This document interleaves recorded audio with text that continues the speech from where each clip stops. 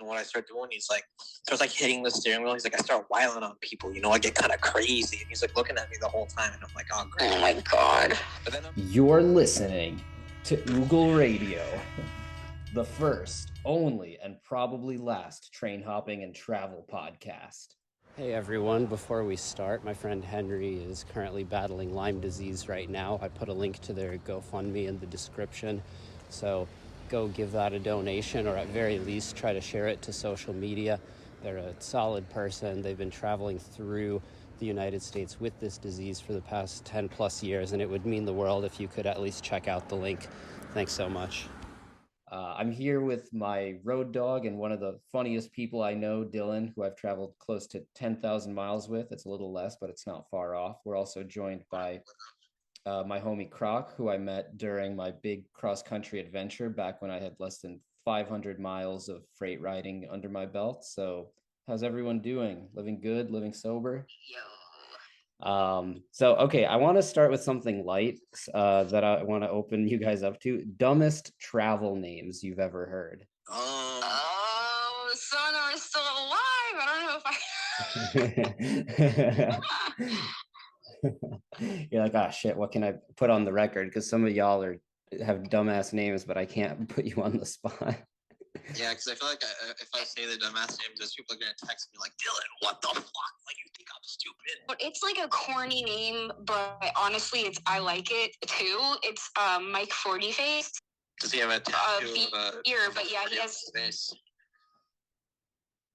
He literally has a tattoo of a 40, like a 40-ounce beer, on his forehead. So there was back during my first cross-country trip, this is when I had landed in Minneapolis. I met this guy just dragging a bag of trash along the ground, and he goes to me and he's like, hey man, you want a burger? And I'm like, okay, I'm not going to say no to a burger. Pulls out a burger from this trash bag, gives it to me, and he's like, hey man, you're riding trains, which I don't know how he knew, because I'm not like by a yard or anything. But I'm like, yeah, you know, that's what I'm doing. He's like, oh, that's cool. Do you know piss? And I've heard there's probably more than one person named Piss in the travel community. There used to be a crew, like a train riding crew. They're probably all dead now. That would ask you, are you down with POC? And this is before people of color was like a common like phrase. And they'd be like, you down with POC? And they'd piss on you and be like, pissed on crew. Oh my God. Jesus Christ. Yeah, we really are born in the right generation, huh? See, my thing is I feel like what happens is that I meet the most like crusty people on the road, like fully face tat, dogs, best, million patches, and I'm like, what's your name? And they're like, oh, I'm Bill. Bill Gates.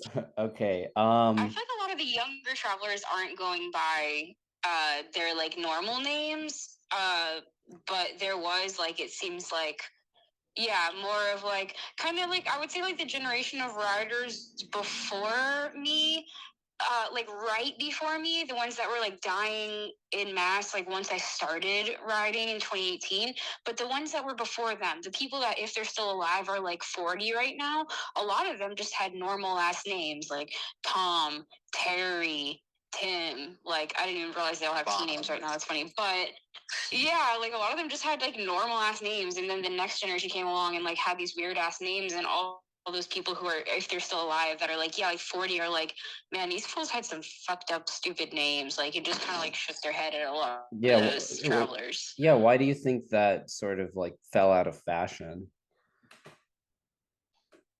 I don't know. It seems like older hobos, like actual like hobos, like often had like I guess like OG hobos used their real names or whatever, and then it seemed like there was kind of a generation that had like weirder names. And this is just my speculation. Like I'm about to be 29. I'm really not an authority on train riding history. No, I'm not by. Yeah, I'm not by any means. But and then there seems to be like the people who, if they're still alive, are or would be like about 40, seem to have their normal names. I don't know. And then the generation after that was like, yeah, the ones with I don't really know. I don't know. All the youngins all have stupid or funny or weird names now. Yeah, but I think maybe a lot of them picked their names. Maybe it just like flips every generation. Kind of seems like it, but a lot of the young kids seem to have all like picked their names, or it seems like the names like like piss or like Mike 40 face or like breakfast, like those are all like names like that were like given, you know. Okay. I guess I also wanted to mention, I think it's kind of interesting. I guess I've always been curious about the shift from like, at what point did it become like it was only old hobo dudes who rode trains to like younger-ish punk people, you know? Yeah. Like, how did that transition happen, and how did like people who consider themselves like gutter punk or dirty kids or whatever back in the day start riding trains? Because I only know that's only been around since the 90s, apparently. Yeah, that's a good question. I probably won't know as much as Croc about this, but I think it like kind of started as like a means of travel. Like a few people did it in the punk community, and then a few other people were like, "Hey man, like you can ride these fucking trains and travel this way." And then it just kind of took off from there. Yeah, my thoughts or kind of theory on that is like, you know, people were through even when you're talking about into the 90s and stuff and before that, like a lot of that's, you know, people who like did it out of necessity or came from really fucked up situations, or whether, you know, you're talking about people who are actually doing it to like travel to go work, or just move around or whatever. Like it seems like poor people are going to find a way, you know, to do what we need to do. So I feel like with like coming of like more like gutter punk or whatever you want to call it, like crusty kind of shit, like coming along, like that was like a large part of just like poor and ballsy like group of like angry, frustrated, like younger people and stuff who are like willing to take on a more like quote unquote like hardcore life or whatever. And I think like the more normal looking train riders were probably still like around in like the early 2000s and stuff. They just didn't end up making it into like all the pictures and stuff because it's not as easy to like sensationalize. And then the coming of like, you know, the internet and all that, you know, all that, like, and then now because anyone can watch, you know, videos or look at pictures, or like people who have like no business really like kind of participating in this stuff, or historically wouldn't have had any business participating in this stuff, like can see it online and then decide to go out and do it now, versus, you know, running into some like crusty ass people on the street and just being like, how did you get here, you know? And then they're like, we just got off the train. Like that was the first time I met train riders in person, was just by happenstance on the street in Ybor in Tampa. That's what happened to I had me seen too. pictures of where were you at? I was in New York City. I met a bunch of boat punks living on like sailboats in the city, and I was like hanging out at the train tracks. They invited me to have a barbecue with them, and they were just like, yeah, we ride fucking trains and you can get around like that. And then ever since, I guess it's always kind of ruminated on my mind until I actually did it. Yeah, I have a couple theories, and one of it is probably like, I don't know, economic, like maybe more people back then were riding trains just because A, it was harder to do something like buy a car given the economy back then. And also we have these things like Greyhound now that, you know, connect so many cities that we take for granted, but I don't know if that infrastructure existed back then. Greyhound's been around for a while, though. Greyhound was also better back in the day because there was a time period when bus traveling was like new, I guess, with the invention of like cars and stuff. So they were just like travel the world or travel the country in like a comfortable bus, you know. And I guess like there was a peak when like bus. I mean, there's a peak for every transportation, right? It's like when trains were invented, trains were really bougie, and then I'm sure when like buses and planes came around, like there was a golden era of like flight traveling and bus traveling and train travel, and now it's just like kind of shitty. Yeah, it's hard to put any of this into. There's really like not a lot of documentation of any of this stuff. So everything that we talk about is really just speculation at the end of the day. Speculation and hearsay, but I also feel like things like this survive this long because of like not as much documentation, or like if things are documented, it's very like word of mouth. Yeah.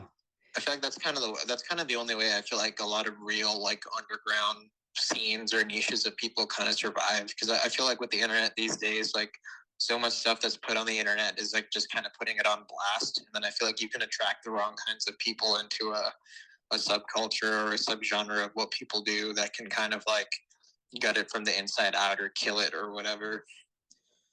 I know that's right. Okay, so onto onto blowing up spots.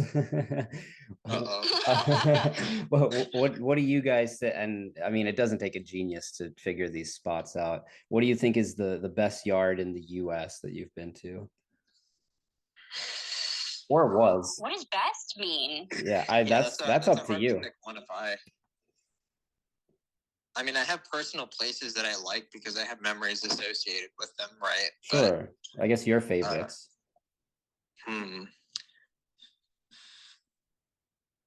Okay, like let's talk about like the most classic yard in the fucking country. Like I've got a lot of spots that I really like that kind of like fluctuate, but this one's been good for a long time, and it's good old Roseville, California, J.R. Davis Yard. That's realistically like, I mean, I have heard that it was a lot more like sketchy or hot or whatever, a handful of years ago. But since I've been traveling, it's been so fucking chill. Like the tweakers around there make it so, they set the bar so low. They're like dragging car parts through the yard to the Walmart and stuff.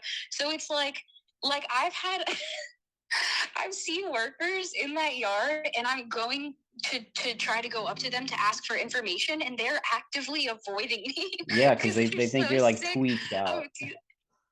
Or they're just so sick of dealing with us. Think about how many like trashy ass kids go there and like are just, acting a goddamn fool, or like, give me your hat, like as soon as they see a worker, or like, that kind. So you got the classic Roseville Market there. Love Bob. Bob loves us as long as you treat him good. Do not fucking steal from Roseville Market. We got the outlet, we got the water spigot. It's like an easy walking distance from the yard. You have that huge field to chill at. You got the closer spots before that. Like it's awesome. Like the tweakers aren't usually hanging out where we're trying to hang out. Like they got those rabbits that run around in there too with the long ass ears. Oh yeah, and the turkeys, the wild turkeys. The turkeys. Oh, also I've slept. I found like whole mattresses just under bridges there, and slept on that, and I'm like, oh yeah, this is where some kid got curb stomped 10 years ago. Yeah, you remember that was a thing. Yeah, that's sad. I ain't gonna name any names, but there is one yard in Jersey that I hold true to my heart, even though it's kind of a trash pit. I think, I know the one. Also hold that one dear. That's where me and Dan met, just by happenstance. Yeah, that's a special one. And yeah, me and someone I was traveling with at the time were like, walking along the tracks, like walking around to like go wait. And then someone, no backpack, it's like dusk, so it's like not quite dark, but we can't really like see him that well, pops out of the fucking trees and is like, hey, you guys trying to catch out? And we're like, I don't think I said anything. The person I was with is like mad friendly and was like, yeah, like blah blah blah. And then it ends up being Dan, and we go, he's like, oh yeah, wait back here, blah blah blah. We're sitting with him talking and stuff, and the person I was traveling with at the time was like, asked Dan if he was on Squat the Planet, and Dan said yeah. And when we asked what his username was, I was like, yo, it's me, like I talked to you about this and that or whatever. Like me and him had already talked online previously, and then just happened to run into each other at a hop out on the East Coast, which isn't super common. Yeah, I do like sort of how those East Coast hop outs, because you don't really run into anyone there, they give you a lot of time alone with your thoughts. But there's a lot of Mhm. West Coast spots that are just like really scenic and easy, like a certain Northern California spot that I really like. A certain Northern California spot. I know exactly what you're talking about too. Yeah, where you can just kind of hang out by the river as most trackside spots are. I mean, Um, shit. It's That kind of the only Northern California spot. there's a I mean, few. shit. That Jersey Yard was the first place I've ever fucking seen an actual freight train, and like I have fond memories of waiting there multiple times. Like not only my first time, but even just by myself, like sleeping there. I don't know. It's a whole. It's I guess my way in and out of the city too. Yeah, You know. it's a special Mhm. one for sure. I do like the one in Philly too. I have a lot of good memories associated with that one, even before train hopping. Like we used to just come there in maybe 2013 and have bonfires and climb that big billboard over there over the highway and just fuck around. Yeah. And I got another one that's not even like for train hopping, but the fucking trash yards in New York City. Like I hold one particular trash yard in Queens. I hold very near and dear to my heart because I have so many memories there. And like the first people that I ever met, I've ever met who got me into like traveling and like graffiti and stuff, like all hung out there and lived there. You know. Yeah, fair enough. I think I Shout them out by can. their government names. No, I'm just kidding. I think I can talk about this one because I've heard it's been destroyed, but the yard in Cleveland, which was, I don't know if you guys have ever been there.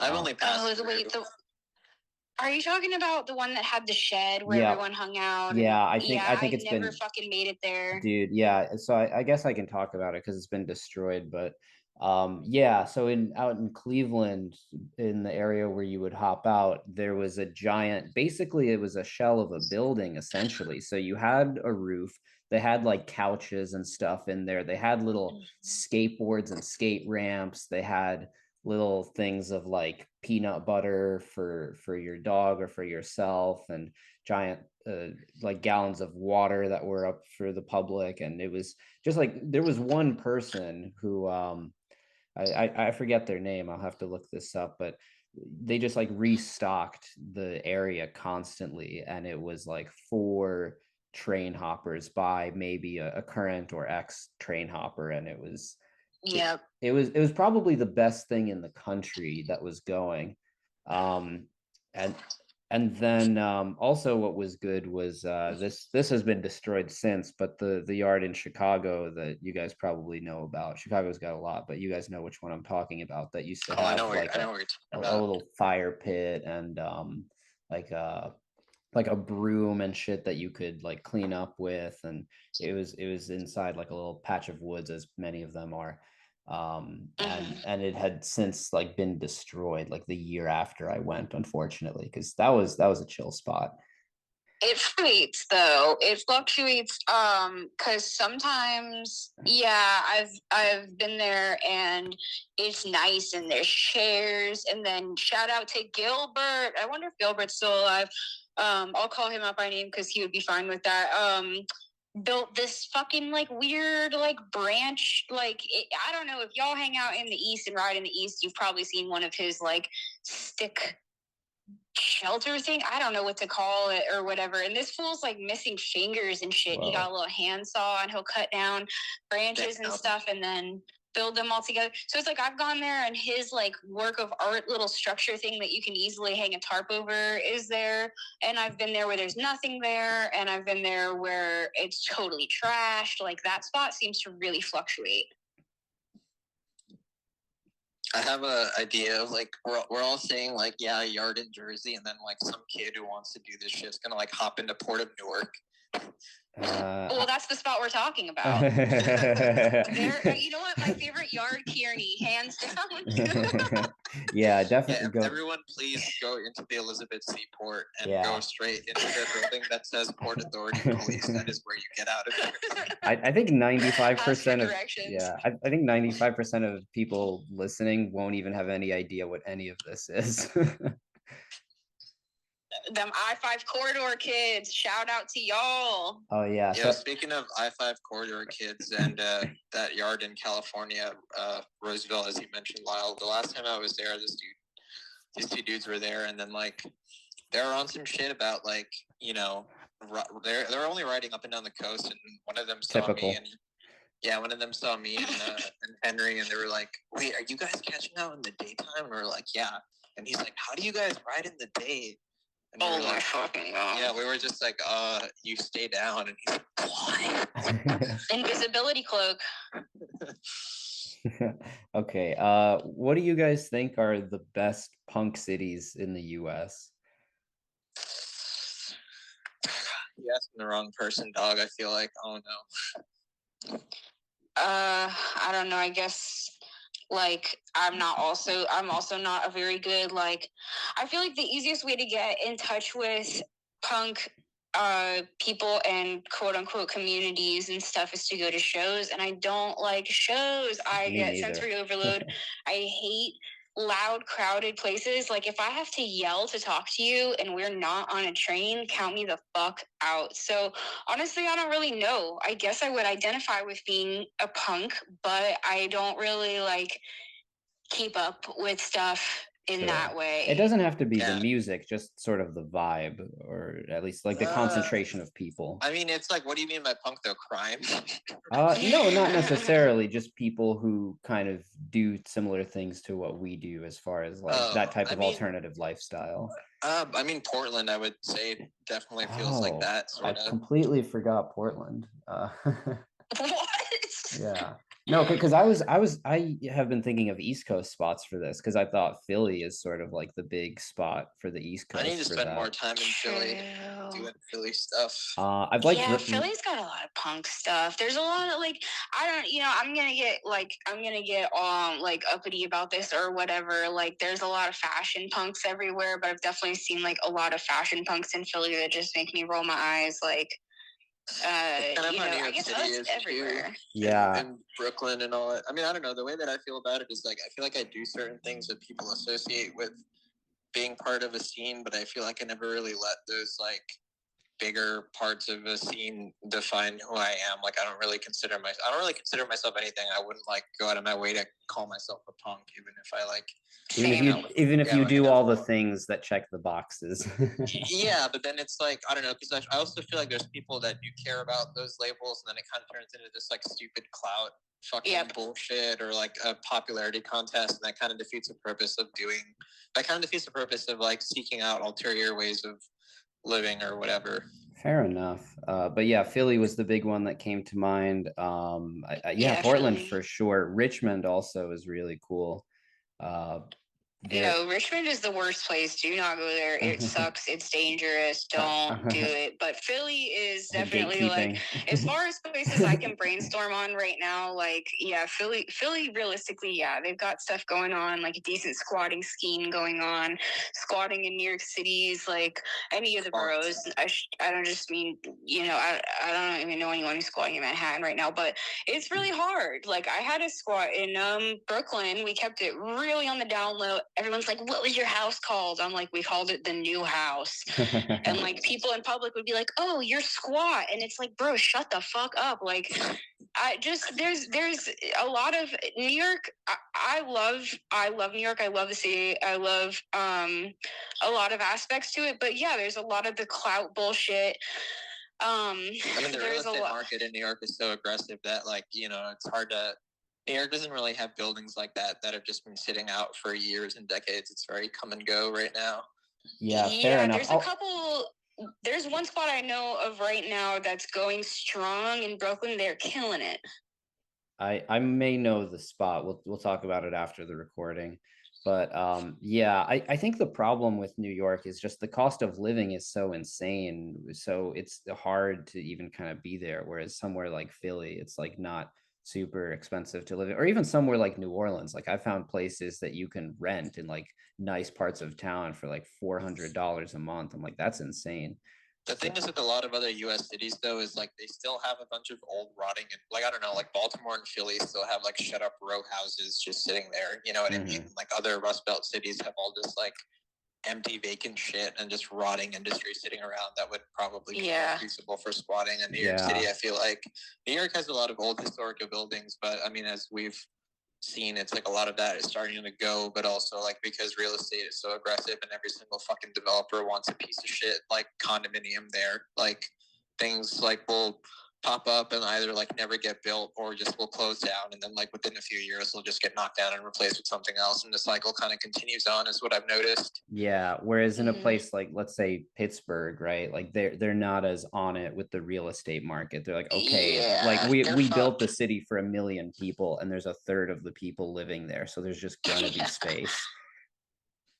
And Pittsburgh is probably Yeah. one of the coolest like Rust Belt cities, hands down, because you go to Cleveland, like nothing's going on in Cleveland. It's like, there's no one even around to like murder me in Cleveland. That's what was disappointing What? about it. Oh, no way, dude. There was just no people, dude. When I went, there was literally no people. I'm like, where is everyone?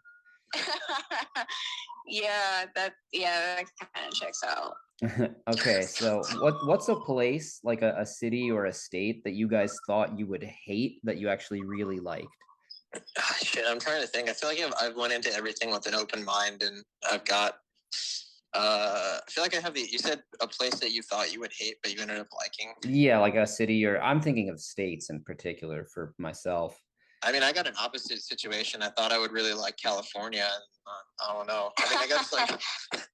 I guess, okay, I really dislike California cities. I do not like California cities. I fucking hate Los Angeles. I hate the whole, like, demeanor of Los Angeles and what Los Angeles kind of seems to stand for. It's, like, very depressing to see, like, Ferraris drive through tent cities because it reminds you of how, like, unequal things are. I kind of hate the weird cultural stuff with LA and Hollywood and all that bullshit. And then, like, I don't know, other cities, like, Bakersfield and Fresno. It's like, I don't know. There's other places I'd rather get stabbed at.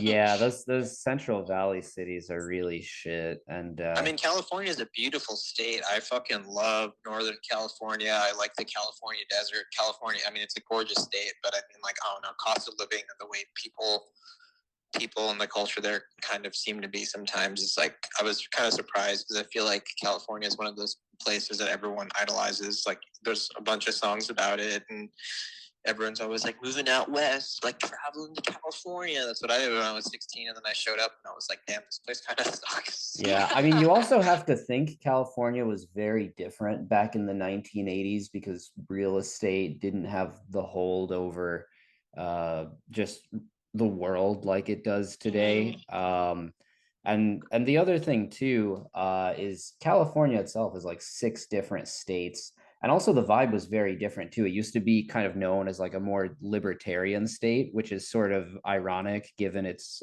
reputation today as like the Black Lives Matter, like go Democrats sort of state.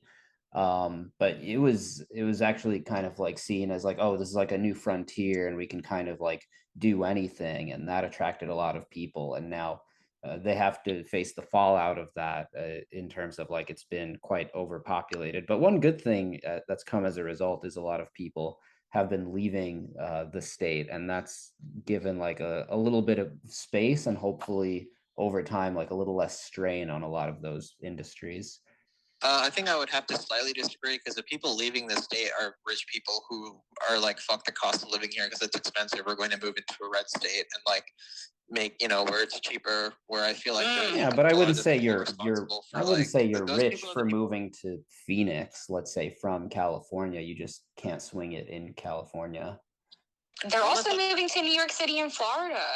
Yeah, I'm not talking about like regular people that can't afford the price of living. It's like the whole San Francisco thing, right? It's like all these tech companies started there and like raised the cost of living, and then when things got too expensive for them or they laid off workers, they were just like, damn, the city kind of hates us now and we kind of trashed it, so let's leave and trash it further and then just set up shop in a completely new location where taxes are cheaper or whatever. Yeah, one thing I evaluate states on is the nature, because people leave and things change over time, but the nature is something that's not going to be affected for millions of years. And that's one thing that really attracts me to a lot of California. And there's also parts of it that I know are like very kind of on the DL, like sort of like forgotten coast sections of California and the Eastern Sierras where there's just not a lot of people and there's a ton of nature. And those are kind of the cooler spots to be at.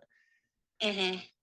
I mean, shit, if you're talking about nature, then I think one thing that will have surprised me is Idaho and like Wyoming. Because people always like talk about it like, oh, it's about fuck nowhere, there's nothing there. But like, I've been there and it's like so fucking gorgeous. It's like, yeah, I think a lot of that comes from ignorance. Yeah, because computer wallpaper gorgeous levels of fucking beauty over there. Yeah, I think people just have this association of like, oh, here's this distant sounding state, and then you go there, and then you're like, oh wow, actually, this is really freaking nice.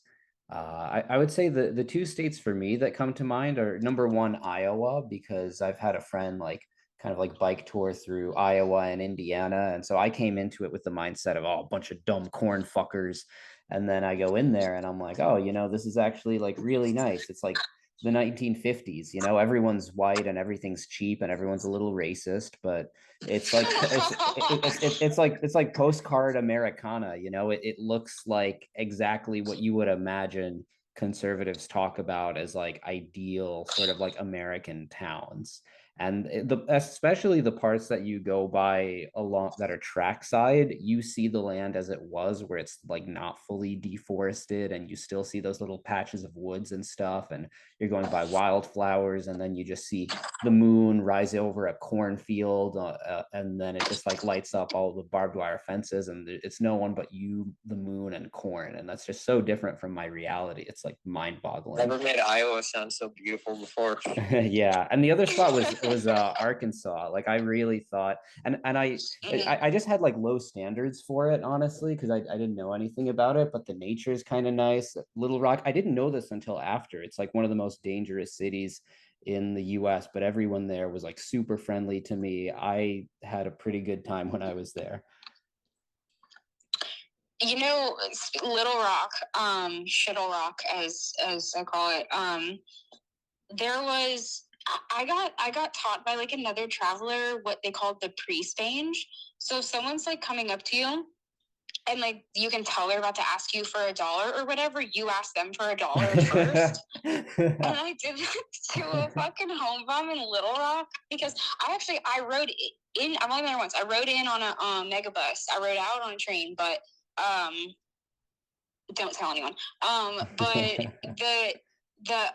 immediately it was one of those places where people started like swarming you and like trying to spange you and stuff. So this one dude, I pre-spanged him and he literally looked like he was gonna fucking kill me. He was so mad. Dude. I have since stopped doing that. Yeah, you shouldn't do that. Little Rock is funny though. I was digging through the trash just to like find food, and some dude pulls up to me in his car and he's like, hey man, are you looking for drugs? I'm like, no. And he's like, oh, because that's what I would be doing. Love that for him. Actually, Dylan, tell the story of when we were in Winnipeg and someone asked you for money outside the store. Do you remember that there was this dude who, God, I you might have forgotten this, but so we were going to maybe like a 7-Eleven or some equivalent, some gas station store. And some dude's like, hey man, you got money? And you're like, no dude, like we're kind of traveling broke. And then the guy just pulls out coins and gives them to you. Oh shit, I think I kind of do remember. I like how you forgot. I was like, yo, you finessed him.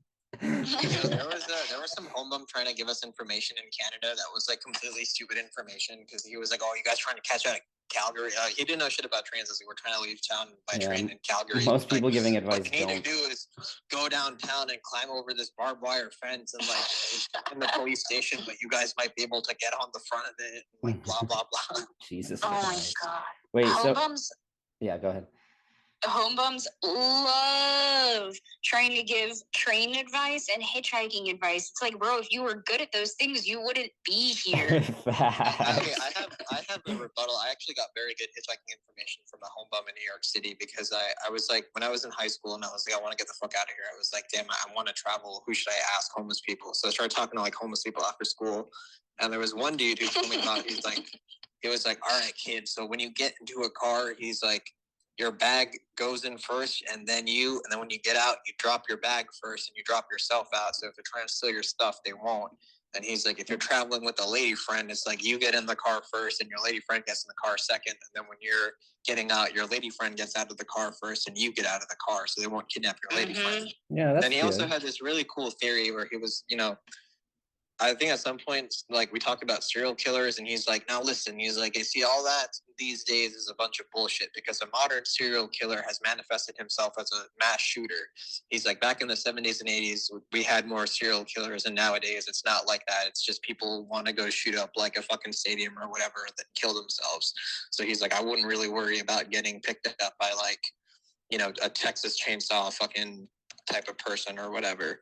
Yeah, it's true. The media perception of like alternative travel has sort of demonized people who do what we do. Whereas the reality, if you look at like how crime goes, I mean, it was way more dangerous back then. But also, like, I remember reading online around the 80s, like, there was kind of a loss of public trust from, like, the 80s to the 90s or something like that. Till now, also why shit. people don't associate, because I don't know, back then, you talk to, like, old people or old heads, they're always like, yeah, like, I used to hitchhike to go to the fucking gas station to, like, buy beer, and then I'd hitchhike back home, and, like, it's not like that as much, because I guess people are more cynical and they assume the worst. And, like, maybe the media has something to do with that, because they made a bunch of movies about it, but also just, like, I was reading some psychology article about public trust in the U.S. People are more cynical and doubtful of each other and stuff like that. Yeah, I think wasn't there kind of like a spike in serial killers in like the 80s or around then, or like maybe that's when media coverage, news and stuff was a little more widespread and stuff. And then now someone farts in China and we hear about it on the news. Like I have to explain this to people all the time that it is not more dangerous now.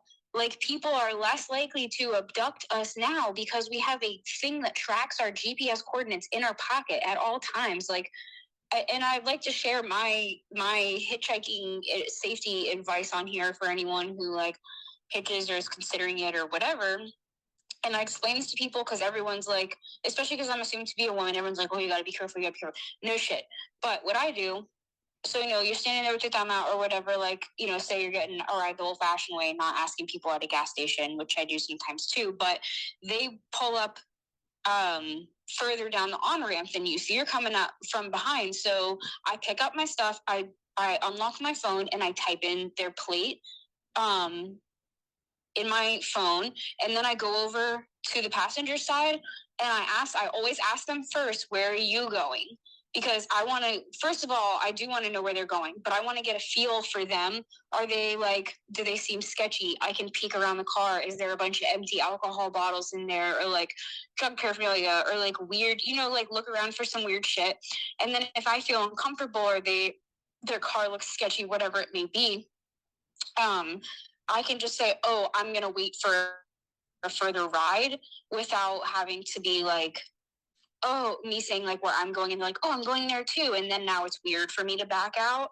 And then also, not only that, I will look up on my Google Maps on my phone, like where they're going, like what exit, and kind of like, I'll show them, first of all, I have my wits about me and I have service on my phone. And then when I get in, as soon as I can in conversation, I usually lie and say I have someone waiting for me, or I'll get in and be like, oh, okay, let me text my friend real quick and let them know where I'm getting dropped off because they're going to come drive and pick me up. I lie and say someone's going to come pick me up because, and I'll also usually bring up a conversation like, oh, I talk to my family regularly, my friends, all this stuff. I always have a weapon on me. The people who want to rob, rape, murder people, they're looking for easy targets. They're looking for people who are wasted, who don't know where they're going, who don't have sense. You know what I mean? Like, you show that you have sense and you know where you're going and you have phone service and people know where you are and where you're headed. And I also text the information about the driver, their car, and the license plate number to one of my friends. And oftentimes I'll even tell them that I did that, especially if they're like, oh, you have to be careful. I'll be like, I am. And then I will explain to them that I like have their plate, like all this stuff. And I was like, I take these precautions and, because I know that people who want to hurt me or whatever are, once they see that I have a sense to me, if they're not completely out of their minds, they're going to wait for an easier target. They don't want somebody in that, position. Yeah, that's great safety advice. That's actually pretty good advice. Yeah. Actually, how often have you had to turn down rides? I've turned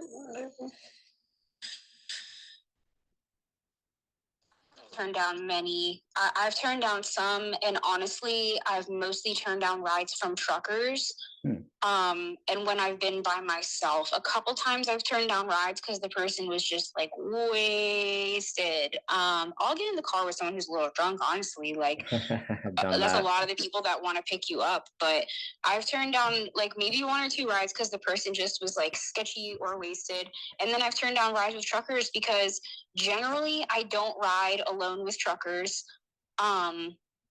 And especially because a lot of I don't care if this sounds racist, cancel me, I'll come. I feel super like violated by the way that a lot of truckers who are like Indian or Middle Eastern or whatever look at me. Like they like, because there's a cultural difference there where they're allowed to look at women like food.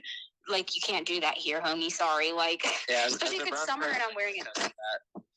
Yeah, I'm like, see, I have Dylan's approval. But no, like they often just because of like cultural differences and stuff, and like I'm wearing less clothing than a lot of like the women in their countries are wearing, and like especially if it's summer, and it's like they stop the truck and I can literally see them looking at me like, food, fuck you, I don't want your ride, like go fuck yourself, I hope you drive off a cliff, like you made me feel disgusting by the way you look at me, I'm not even gonna waste the time speaking to you about where you're going or whatever. Yeah, fair enough. I guess for me, there's a very like other perspective I have where I don't usually have to worry too much about people being sketchy, although that does reveal itself later a lot of the time. Usually my concern is like people are not going far enough.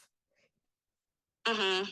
I've had to turn down a few rides here and there. There was one weird fucking dude in San Diego who was just off, and it was definitely one of those gut instinct things where I turned down a ride. It was like hitchhiking like 10 p.m. at night, and this car pulls up. And dude pulls up, and he's just got these like wide, soulless bug eyes, like just staring at me, and I'm just like, and he rolls the window, and I'm just like, "What's up, man?" And there's like 10 seconds of nothing, and he's just like, "Hi." And I'm like, yeah, like, where are you going? It's like 10 seconds of nothing. He's like, I'm going west. Do you need a ride? Like, I'm good. Yeah. I was like, how far are you going? He's like, more 10 seconds of silence, just like staring at me with these soulless eyes. And he's just like, I'm going north. Do you need a ride? And I'm like, you know what? I'm good, bro. It's like, yeah, drive safe. And I just kind of walked away. Yeah, that's a good call. Wait, Croc, I don't think you ever answered a place you thought you would hate that you actually really liked. Okay, I also try to keep an open mind to places in general. There wasn't anywhere I expected to hate, but there were places that I just didn't expect to be as beautiful or I had just never heard of before and ended up finding they were cool, which includes how Idaho was mentioned. I remember rolling through Idaho and being like, oh my god, this is like a fairy tale, like mystical land. This is so, I had like, no one told me how fucking beautiful and green, like it's so beautiful going through at least parts of Idaho. I guess there's parts that are not green and luscious or whatever. That's the only place I've been through. But then Wyoming I didn't expect to be as beautiful as it was, and Utah, I never thought Utah would be anything to write home about, but holy shit, Utah is beautiful. It's pretty. I have some bad things to say about that state, but that's more my personal experience. Not the name. That's because you don't like Salt Lake City. No, that's not true. I drove through the rest of the state. Some dude was driving down to Texas, and we rolled through Utah and Colorado, and it was beautiful for sure. But like the whole Salt Lake metro area, I definitely gave me like a weird vibe because everyone's Mormon. And then I was on my bike, and some dude just like ran me off the highway, like stopped his car just to give me the finger and then keep going. I'm like, dude, what the fuck? What is this place? But yeah, Salt Lake is weird because people in the travel community, they either love it or hate it, and I don't know what's real. All right, you know what it is though too, as I realized with Salt Lake City, there is also kind of like a punkish scene there, and I think that definitely has to do with Mormonism because like, Yep. it's like a lot of the cool shit from people in Salt Lake are like ex-Mormons, you know, or just kind of like, fuck that, I want to be like myself or a freak or whatever. And I feel like I have noticed that. So I don't know, when I was in Salt Lake City, there was sort of Comic-Con going on, and I was taking the transit train, and everyone was just like fully in like crazy cosplay gear, and I was like, this is pretty cool for fucking Salt Lake City, Utah. Yeah, fair enough. Yeah, anywhere that's miserable and like oppressive, there's going to be a lot of really beautiful, moving, important art that comes out of there, and like alternative communities and stuff. I mean, think about how much good music came out of Jersey. Oh yeah. That's true, but also they had access to those recording studios in New York, probably. Also, I'm not talking about famous people. Well, I mean, I guess a lot of them are famous now, but people who just started playing at local shows and in their bedroom and shit. And like, I think like kind of the more miserable a place is, the more like, especially teenagers and stuff are gonna like, who still have like that sparkle in their eye or like the dream or whatever, like the ambition, are gonna be making a lot of beautiful art. I have heard Salt Lake has a good punk scene. By the way, for the record, I only meant Utah by way of nature. People wise, yeah, I could do without. Everyone seemed like Mormon or tweaker, and I didn't. Or just the like two super, genders, like drunk, yeah, or just like super drunk, like the classic like drunk, like home bum, like Native or Hispanic people or whatever. Like those were pretty much like the groups of people I saw in Salt Lake City. But yeah, the nature is really what I'm talking about. I don't have much great to say about people experiences there.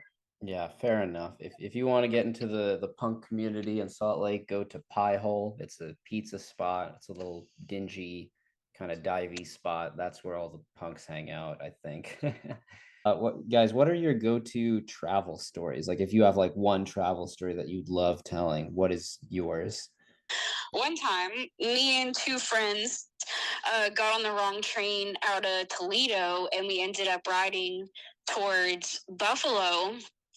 And we were all we were all in different wells, and we were texting. And so I fell asleep as soon as we got on the train, and then I woke up. When I first opened my phone, I looked at my map, and we're going along like towards Lake Erie, and I'm like, weird. That's kind of a weird route to go to Pittsburgh. Like, I wonder if we got on the wrong train.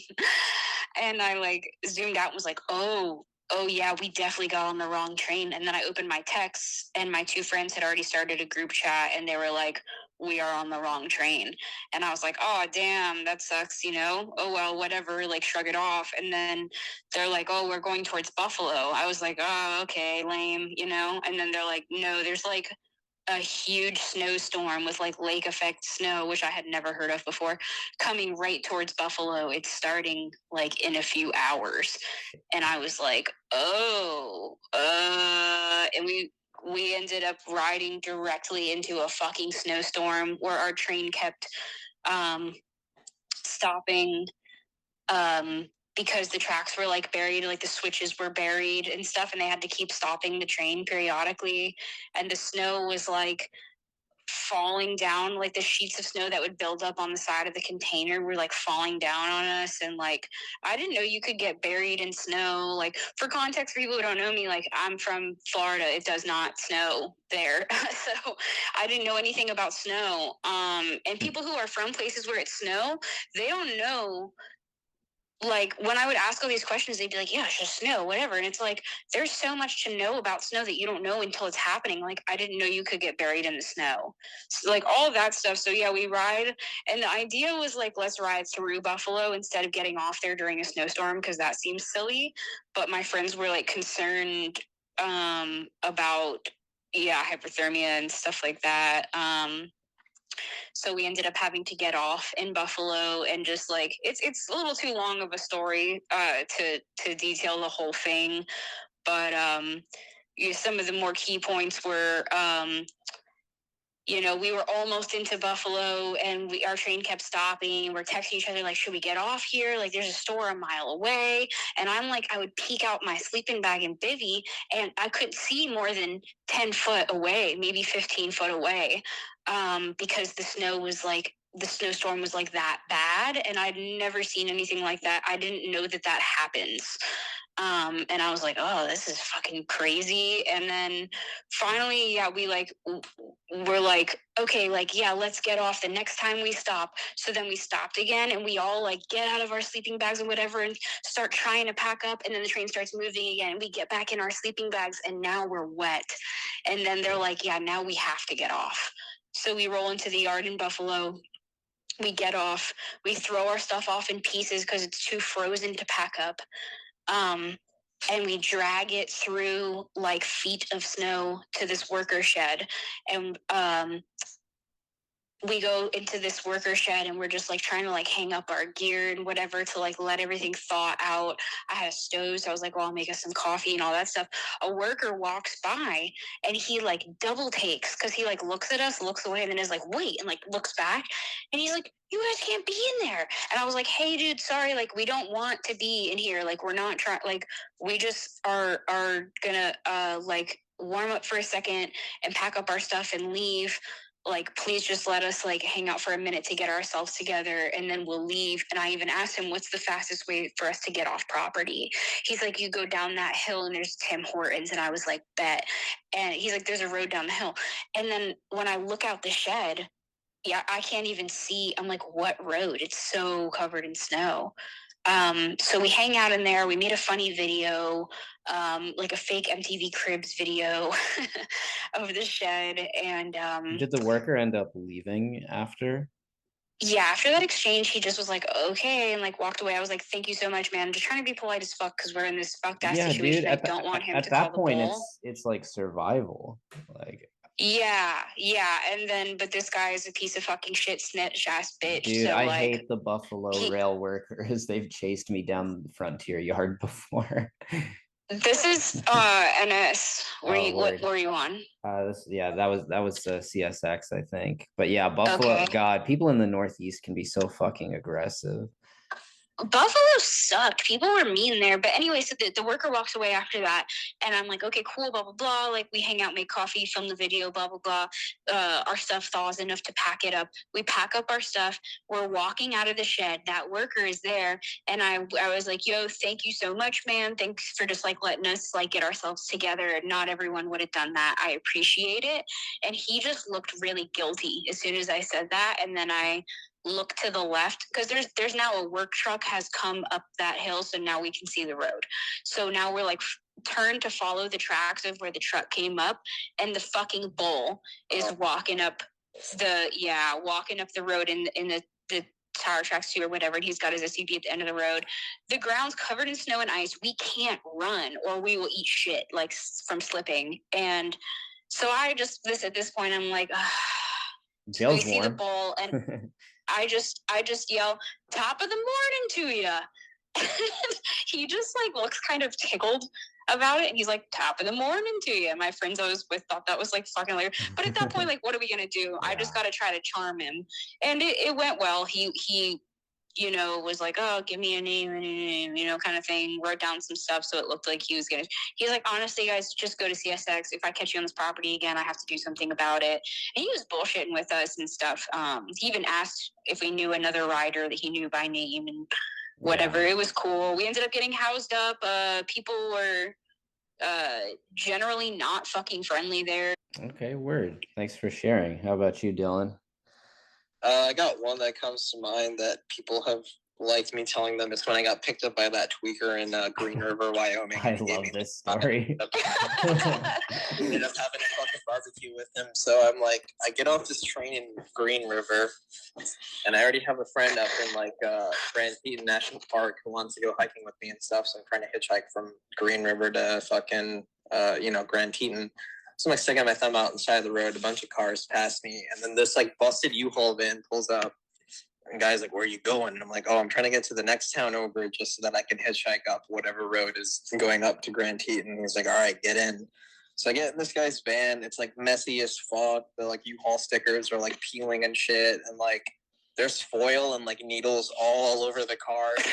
Oh, this guy like might be a tweaker or something like that. And then he's like driving, and it's like, I'm like, how you doing, man? And he's like staring at the road and then eyeballing me, and then staring at the road and then eyeballing me. His teeth are like gritting, and he's just like, bro, like, I haven't had any fucking weed all day, man, And he's just like, he keeps eyeballing me. He's like, bro, when I don't have fucking weed, you know what I start doing? He's like, starts like hitting the steering wheel. He's like, I start wiling on people, I get kind of crazy. And he's like looking at me the whole time. And I'm like, oh, great. Oh my God. But then I'm like, hold on. I was like, I can alleviate the situation. I've got weed in my pocket. So I'm just like, hey, man, like, I don't know. Like, we don't need to do all that. I can roll you a joint. And then this fucking dude like turns in. He goes from like being so agger to a puppy dog. He's like, bro, like, thank you so much, bro. Fuck, I haven't smoked all day, homie. Like, I really need this shit, dog. Like, you'd really give me a whole joint. I'm like, yeah. I was like, I can give you 2 if you want. He was like, fuck, bro. Like, you saved my ass. Like, I fucking hate Wyoming. And then he goes, fuck it, bro. You want to have a barbecue with me? I'm just like, all right, sure. So then he's like, all right, we got to find somewhere real secluded first. And I'm like, oh. So we're like driving into town, and I'm like, do you have a grill? And he's like, no, but I know where to find one. Like, it'll just be there, trust me. And then like we turn a corner, there's a fucking barbecue grill and like a pile of trash, and he's like, yes, just as I planned. So he pulls up, we throw this fucking barbecue grill like into the back of his U-Haul, like show him the weeds. And I'm like, yeah, I'll roll you a joint. So like, we're driving to the spot. He drives me like way the fuck out of town. He goes like under a fucking rail bridge, like under a bridge, and then we're like on train tracks again, and he parks the van like right up against the train tracks. He gets out, he's like, fuck it, we gonna cook right here. I'm like, okay. So he's like, opening the back of the van and shit. The front of the van is like right on the rail almost, and I'm like, hey man, do you want to like move your van out of the way in case a train comes? And he's like, yo, now you're using your brain, bro. So he like gets back in the fucking van. Door's still open. He like reverses hella fast. All the shit falls out. He just like throws the van into a ditch, and then he's like, fuck it, let's cook now. So we're like setting up shit with this barbecue grill. He's like, damn, you got a guitar, homie? Like, you got to start playing some shit. I roll him his joint. He opens his backpack and just pulls out like a wet fucking dripping steak and just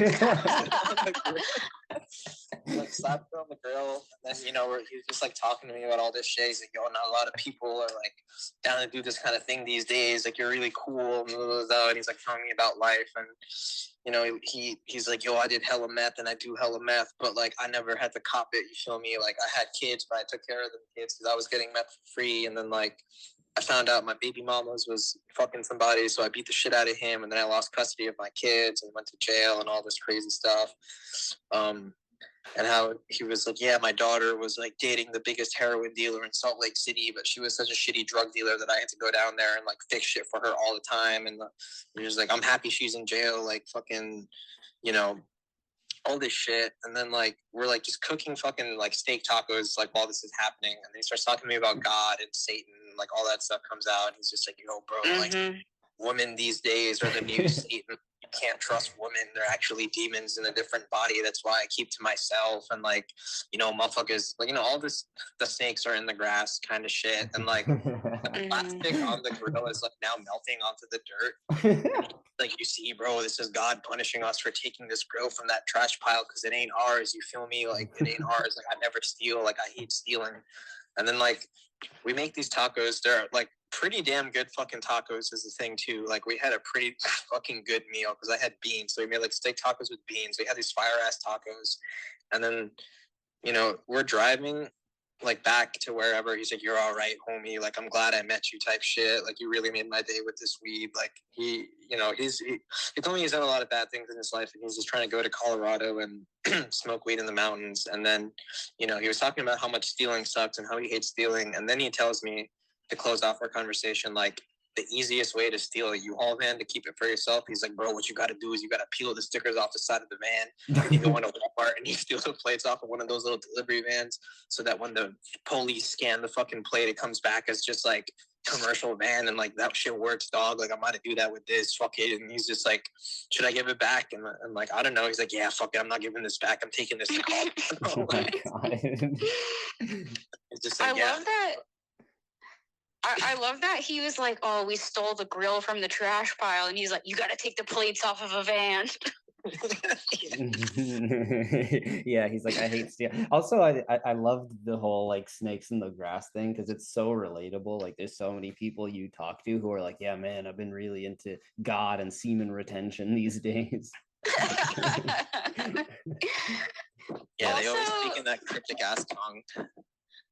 Dylan, like, okay, so people be telling me like these crazy ass stories like that. And you know, the reason I don't have these crazy ass stories is because I would have never gotten in that fool's car. I would have, you know what I mean? Like the look around, I was seeing the foil needles, whatever. I'd be like, you know, homie, like you have a good day. I'm good. I'm gonna wait for another ride, whatever it may be.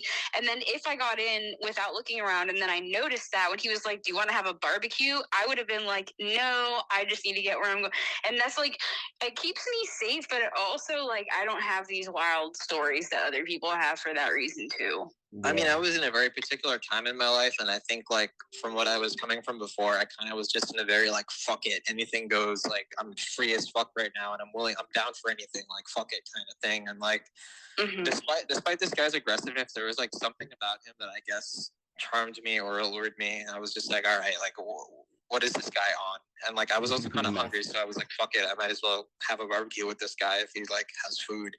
And then like I don't know, we made some pretty good tacos, I will say. Like I think that also is the thing that I remember is those tacos were really fucking fire. I don't know where he got that steak and why it was already seasoned, like wet, dripping in his backpack, but yeah. You got some good tacos, you survived, you got a good story out of it. I'll tell you guys my story. This is my Roseville story, actually. This is I don't know if I told you guys this before, but this is like right when I was starting to travel in like probably 2018, was super green, maybe hopped like 2 trains in my life before, and I am traveling out west. I'm doing California, Utah, Nevada, Colorado, like that whole like circuit, and I have no plans whatsoever. I really don't know what my next day is going to be like. And so the first part of the story you've probably heard of me being a dumbass and trying to hide my stuff in a residential dumpster, thinking that it's going to be Bless your fine. heart. Yeah, and then coming back and finding that it's all gone. So I have to go to Walmart and replace at least my backpack and try to get some like winter clothing. I hitchhike out from Sacramento to Roseville because I heard that that's like a spot where you can hop a train. It's so the reputation precedes it. Like I had barely hopped trains and I knew about Roseville, and so I'm on the side of the road flying a sign that says I want to go east. And this guy comes up, this guy Jarvis. He looks like Childish Gambino, and he pulls out a fat wad of cash in front of me, leafs through it, and gives me a $20 bill. And I'm like, oh, dude, I can't take this. And he's like, look, I'm doing really well right now. So he just gives me the money, gives me like some naked drink, and he's like, hey man, what are you looking to do? And I'm like, oh, I'm just trying to get out of here. And he's like, well, I hang out by the train tracks, by the train yard, and that's how I get around. And I'm like, oh yeah, I've done a little bit of that before. Let's hang out there. And then he's like, hey man, keep in mind I had like just lost a ton of stuff. He's like, hey man, you want food? Like, do you want McDonald's, Burger King? And I tell him, hey man, I don't eat any of that. And he's like, okay, well, there's a sushi place by here. And so he goes out and just buys me like this fucking sushi meal. So we're like outside of this dingy Roseville 7-Eleven eating nice ass sushi. And then we go into the train yard. We're trying to find different cars going. I'm down to go anywhere, honestly, and I think he is too. So we get into an open box car, which that's like novel to me at the time. I'm like, oh, this is awesome. And then we're talking about tweakers. And then suddenly we see a light shine inside the box car, and we're like, oh shit, like it's workers, it's the cops, like we're fucking busted, right? And then suddenly we just hear this gigantic clatter of sound. There are these heavy ass duffel bags that are getting emptied into the boxcar. And then a dog comes up. And then this guy with like 8-pack abs and enormous crackhead strength just pulls up into the boxcar, and he's like, "Hey, I'm Troll." And he's like, "You mind if Good I?" old Roseville troll. Yeah. Have you know about him? Yeah, of course. Yeah, the workers all know about him too. Like they know him by name and everything. Oh yeah, dude. So this fucker, he sets up a tent and opens a tent inside the fucking boxcar.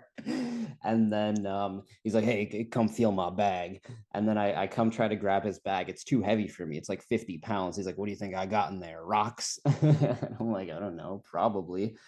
And the workers are driving by and we're trying to be really low key. Jarvis turns to me and he's like, "Hey man, this is like one of those tweaker dudes that I was telling you we should avoid." And so You don't say. yes, so Jarvis sees the workers drive by. We're trying to be low key, and he's like, and Troll is like, "I'm gonna ask him where the train's going." So he hops off the train, asks the workers where the train's going, comes back, and he's like, "They said the train's going to Medford. You guys ever been to Medford?" And we're like, "No." And he's like, "Well, it fucking sucks." And I'm like, "Dude, if Troll thinks Medford fucking sucks, I can only imagine how bad it is out there." So the workers drive by again. Again, we're trying to be low key, but then Troll is like, "I'm gonna ask him for some water." Comes back with like 2 gigantic gallons of water. I'm like, Jesus Christ, dude, this guy's like untouchable. Like, I don't know what the fuck he's on. And then at a certain point, he goes out to pee. He's like, I gotta take a piss. Hops out of the boxcar, and then our train accelerates forward at like 15 miles an hour out of nowhere. Just starts flying away. So Troll is outside. We don't see him. We have his dog. We have all his shit that he's been traveling with for probably years. And we're like, fuck, I guess we just like own his stuff now. I guess we just have all this shit and we're just gone. And the train is rolling at this speed for like, God, it feels like, 5 minutes. I'm like, okay, we're going. Like, we're out of here, like we're gone. What I don't realize at the time is that Roseville is on a hump yard, which basically means that they push the cars together by way of gravity, so they'll knock cars into each other, and that is what got the train to accelerate so fast. Because when a train's leaving, normally it does not accelerate that quickly. Like that shit just sped up so fast. So then eventually the train slows to a stop. Troll within 2 seconds jumps back into the boxcar. So I'm like, yo, he was keeping pace with the train the whole time and was just unbothered. Like he could have fucking gotten back into the boxcar as we're rolling at like 15 miles an hour. I'm like, Jesus Christ, dude, this guy's just on another fucking level. And then we ended up just like sleeping in this boxcar, in this train that's getting built all night, shunting in between cars. I'm so tired that I just somehow sleep through the whole damn thing. What, you guys got on a train that wasn't in the departure yard? Like, well, I guess you said you were new. Did you not realize like that you weren't even in the departure yard? Well, it was building, and so I guess they wanted to go specifically north. They were like, "Oh, do you want to go to like Oregon?" It was also a Sunday night, so there wasn't that much traffic. We were just like, "Oh, we'll just get on any old thing." Um, and then if there were other trains, maybe we could have gotten out of this string and onto another one. But really, this was like the only train being built at the time. It was not particularly busy, which is atypical for Roseville, but I guess for a Sunday night, that's not too weird. Right, we're recording again. The only thing I wanted to say, because you are maybe going to post this online, is to tell people, like, don't get into this shit through the fucking internet. It's like, just go out the old-fashioned way and figure it out for yourself, or talk to people on the street. Dude, the amount of comments I get that are like, "Oh, how do you train hop?" It's like, dude, the information's out there is the thing. Like, I mean, fuck, like spoon feeding. Like, literally, there's so much online that's available. If you can't figure it out from there, like, there's no hope for you. So it's, oh no, if anyone is trying to do certain kinds of shit, it's like you just gotta fucking go out there and figure it out for yourself and meet the right kinds of people, and everything else will follow. I want to echo what Dylan said. I want to say, if you don't talk about it, be about it. And fuck all y'all TikTok train rider fools, y'all are embarrassing as fuck. Okay, actually, question on that, because I don't have TikTok. Is that really like a big thing that's going on now? I wouldn't say it's big, a but huge thing. It's a problem. It's a problem. I mean, I saw someone showed me the other day a fucking TikTok of this girl just like putting so much secret information on blast. She was basically like describing in detail like things people do, and she was pretty much doing it for clout. And I was like, this is fucking terrible. Because like if you're getting into this shit because you think it's gonna give you clout, go fuck yourself. Is, anything else? Anything positive to end on? Keep your fucking chin up. Alcoholism is not cool. Being a drug addict is not cool. Those situations fucking suck. There's nothing lame about like sobriety, like you know, and like I don't look down at all on anyone who is not sober. Like live your fucking life. I wish I could drink in a way that wasn't harmful or like go back to like recreationally like doing drugs, but that's not my situation. And I just the glorification of substance abuse I think is really sad, and like us dying young is like the systems and the oppressors winning. So like let's stop, you know, glorifying that stuff and like letting those fuckers win. I was gonna say, if you really want to help a traveling brother, homie out, like donate to this GoFundMe, because someone that we all love very dearly who travels fucking really hard, like could definitely use the help. They're trying to get, I mean, they're literally right here. Yeah. But, hi. Yeah, they could this definitely. is our homie Henry, very skilled traveler. One of the people who put me on to riding trains with a bike, which is an awesome thing to do. And someone who deals with Lyme disease. If you want to talk a little bit about that. Lyme is very misunderstood. I guess I'll try to be brief, but basically it can be acute and it can go away for some people like immediately with treatment, but a lot of people like me, it becomes chronic because there's like so much there's basically a lack of awareness and understanding of it amongst a lot of medical practitioners, so it's not properly treated in a lot of cases. That's what happened to me. And I've just been getting progressively sicker for the last decade of my life. Pretty much my whole adult life, I've just been getting sicker. And finally, through the help of Dylan and my friends, including both of you, and I finally am starting treatment. I have a GoFundMe, and it's to help raise the funds for treatment because Lyme disease treatment is not covered by insurances. No matter where you go, chronic Lyme treatment is not covered. Yeah, I have a GoFundMe if you would like to donate, even like literally 50 cents or $1, you know, like shows that it shows me that like I have support, which means the world, and it also like pushes it forward, even if you only have like a few bucks or like barely anything to give. And also sharing it really, really helps because the farther it reaches, the more likely it is that I'll actually be able to afford the whole treatment. And